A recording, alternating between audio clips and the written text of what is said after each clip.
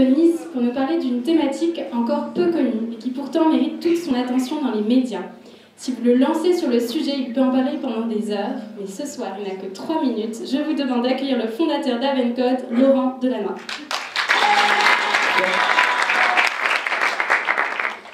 Merci à vous pour cette opportunité de nous donner de vous présenter ce projet innovant, social et créateur d'emplois qu'est Avencode.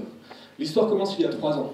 Mon épouse, qui était pendant 17 ans dans des équipes dirigeantes de bailleurs sociaux, et moi-même, consultant senior en informatique, nous étions en pleine réflexion pour donner du sens à notre carrière.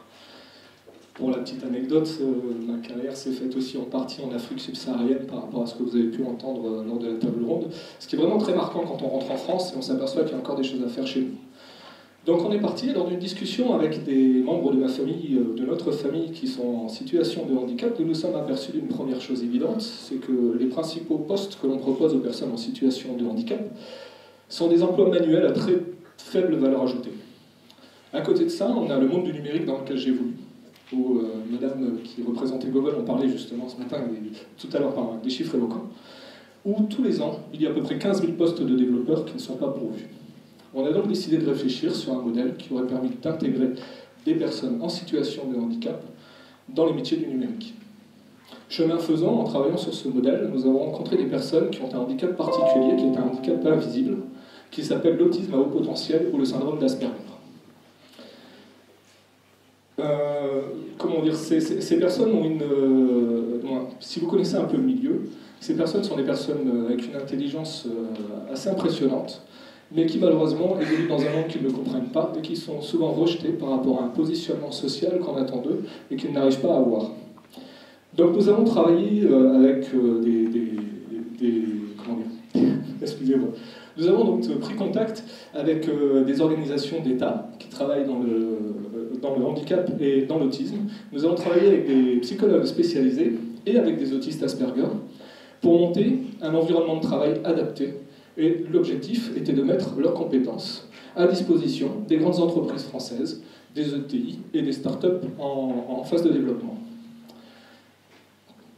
Nous avons été, au début, nous étions créateurs d'une idée, nous étions très contents et très fiers. On s'est vite aperçu que cela existait déjà, principalement par des sociétés comme Google, SAP, Microsoft, qui ont lancé des campagnes de recrutement de ces personnes depuis 2-3 ans. Malheureusement, les structures françaises étant un peu en retard sur le sujet, ces recherches se font principalement en Europe du Nord, en Amérique du Nord et en Inde du côté de Bangalore. Par rapport à ça, notre projet a aujourd'hui même, 1 an d'existence.